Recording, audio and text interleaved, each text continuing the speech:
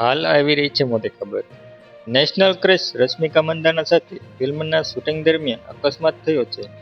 Times of ઇન્ડિયાના report અનુસાર રશ્મિકાને આગામી ફિલ્મના ડાન્સ અને એક્શન સિક્વન્સના શૂટિંગ દરમિયાન થઈ હતી.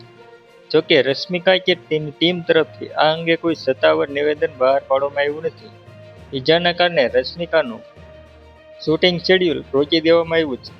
6 અઠવાડિયા સુધી સંપૂર્ણ આરામ કરવાની સલાહ રિપોર્ટ અનુસાર રશ્મિકા મંદાના તેની એક આગામી ફિલ્મના ડાન્સ સિક્વન્સી શૂટિંગ કરી રહી હતી. આ દરમિયાન તેના હિપ સાથે જોડાયેલું એક ટેન્ડ સંપૂર્ણપણે અલગ થઈ ગયું.